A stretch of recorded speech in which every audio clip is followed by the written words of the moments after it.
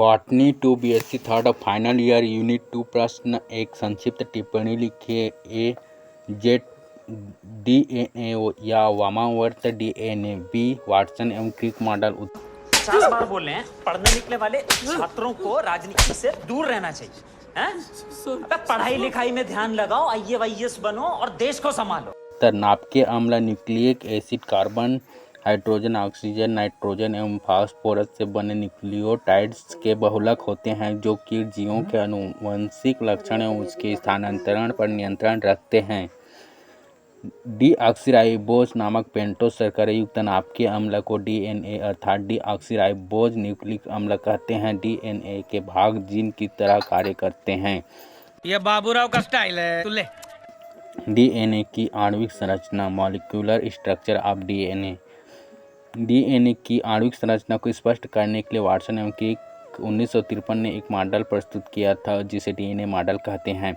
DNA model की प्रमुख विशेषताएं इस प्रकार हैं। एक, डीएनए के प्रत्येक अणु में 2 स्ट्रैंड या कुंडलियां होती हैं जो कि एक दूसरे के चारों ओर लिपटकर द्विकुंडित संरचना का निर्माण करती हैं। तो प्रत्येक डीएनए में पॉलीन्यूक्लियोटाइड्स की 2 श्रृंखलाएं होती हैं जो कि अशाखित अनब्रांच्ड होती हैं। 3, डीएनए की दोनों पॉलीन्यूक्लियोटाइड श्रृंखलाएं परस्पर विपरीत या एंटी पैरेलल होती हैं, अतः एक श्रृंखला का 3 सिरा दूसरी श्रृंखला में 5 सिरे के पास होता है। ये तो लेटेस्ट न्यूज़ है। 4, दोनों पॉलीन्यूक्लियोटाइड श्रृंखलाएं आपस में हाइड्रोजन बॉन्ड्स के द्वारा जुड़ी रहती हैं। 5, न्यूक्लियोटाइड्स सीढ़ीनुमा दंडों के रूप में दोनों श्रृंखलाओं के मध्य व्यवस्थित होते हैं। 6, न्यूक्लियोटाइड्स आपस में फास्फोडाइएस्टर बंध के द्वारा जुड़कर पॉलीन्यूक्लियोटाइड श्रृंखला का निर्माण करते हैं। 7, एडेनिन ए हमेशा थाइमिन टी के साथ युग्मन करता है जबकि ग्वानिन जी हमेशा साइटोसिन सी के साथ युग्मन करता है। यह युग्मन दोनों के मध्य हाइड्रोजन बंध के कारण होता है। 8, प्रत्येक जीव या जाति के डीएनए में न्यूक्लियोटाइड्स का एक निश्चित क्रम होता है। 9, ATGC अनुपात प्रत्येक जाति के लिए स्थिर होता है। 10, डीएनए की दोनों पॉलीन्यूक्लियोटाइड श्रृंखला से बनी एक कुंडली हेलिक्स की लंबाई 34 एंगस्ट्रॉम होती है। 11, डीएनए की एक पूर्ण कुंडलिनी में 10 न्यूक्लियोटाइड्स पाए जाते हैं। 2 न्यूक्लियोटाइड्स के बीच की दूरी 3.4 एंगस्ट्रॉम होती है। 12, डीएनए की प्रत्येक कुंडलिनी का व्यास 20 एंगस्ट्रॉम होता है। अरे छोटी बच्ची हो क्या? तू समझा? हाँ।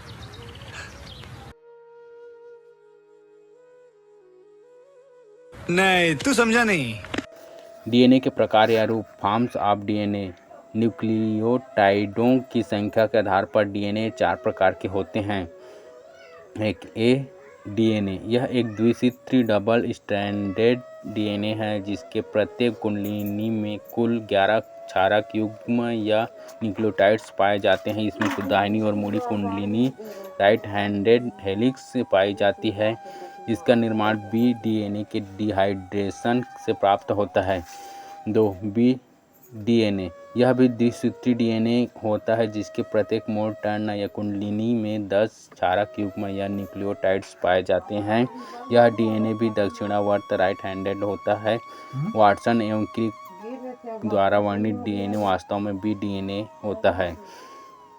3, सी डीएनए, यह भी दक्षिणावर्त राइट हैंडेड द्विसूत्री डीएनए होता है। इसके प्रत्येक कुंडलिनी में 9.33 क्षारक युग्म या न्यूक्लियोटाइड्स पाए जाते हैं। 4, जेड डीएनए, यह वामावर्त लेफ्ट हैंडेड द्विसूत्री डीएनए होता है जिसके प्रत्येक मोड़ या कुंडलिनी में 12 क्षारक युग्म या न्यूक्लियोटाइड्स पाए जाते हैं।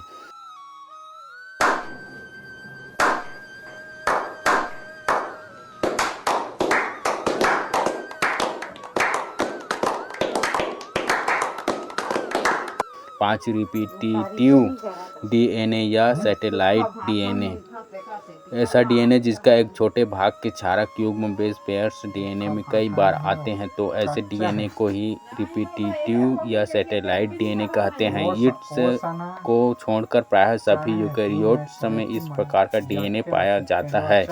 प्रोकैरियोटिक कोशिकाओं में रिपीटिटिव डीएनए का अभाव होता है। जेनोपस लीविस नामक जीव में 18S और आरएनए एवं 28S और आरएनए के जीन लगभग 450 बार पुनरावृत्त रिपीट होते हैं। ये रिपीटेड जीन यादृच्छिक रूप से रैंडमली व्यवस्थित होते हैं तथा वे एक दूसरे से स्पेशल क्षेत्रों के द्वारा पृथक होते हैं। शाबाश बेटा, बहुत बढ़िया मुन्ना। चूहों माउजेस में 300 क्षारक युग्म क्रम की लाखों प्रतियां पाई जाती हैं। मनुष्य के शरीर में डीएनए के 30% भाग पर जीनों का लगभग 20 बार रिपीटिशन पाया गया है। रिपीटिटिव डीएनए का द्विगुणन तो होता है, परंतु इसके द्वारा प्रोटीन संश्लेषण के लिए एमआरएनए का अनुलेखन ट्रांसक्रिप्शन नहीं होता है। इसका प्रमुख कारण इसके छोटे से खंड में प्रोमोटर स्थल का अनुपस्थित होना होता है। डीएनए के कार्य फंक्शंस ऑफ डीएनए। एक पादप विषाणुओं को छोड़कर सभी जीवधारियों में डीएनए आनुवंशिक पदार्थ के रूप में कार्य करता है। डीएनए जीवधारियों में प्रोटीन के निर्माण के लिए उत्तरदायी होता है। 3 डीएनए जीवधारियों की विभिन्न विकासात्मक प्रक्रियाओं तथा सभी जैविक क्रियाओं पर नियंत्रण रखता है। जेट डीएनए या वामावर्त डीएनए। सन 1979 में वेंग ने जेट डीएनए का मॉडल प्रस्तुत किया। इस डीएनए की संरचना टेढ़ी मेढ़ी जिग-जैग होती है, इसलिए इसे जेट डीएनए कहा जाता है। यह बी डीएनए से भिन्न होता है।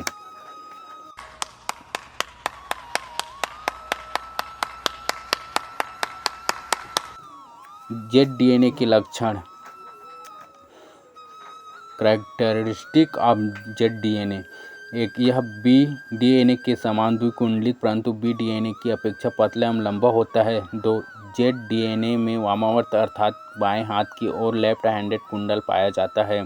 3, जेट डीएनए में फास्फेट श्रृंखला टेढ़ा मेढ़ा जिग-जैग पाया जाता है, जबकि बी डीएनए में यह सीधा एवं नियमित होती है। 4, जेट डीएनए की प्रत्येक कुंडलिनी हेलिक्स या मोर टर्न में 12 पेयर क्षारक बेस पाए जाते हैं। प्रत्येक रिपीटिंग इकाई के चुनाव का कोण angle of twist 60 degree whole square 360/6 = 60 degree होता है। 5, जेट डीएनए की एक पूर्ण कुंडलिनी हेलिक्स की लंबाई 45 एंगस्ट्रॉम होती है। 6, जेट डीएनए की कुंडलिनी हेलिक्स का व्यास 18 एंगस्ट्रॉम होता है।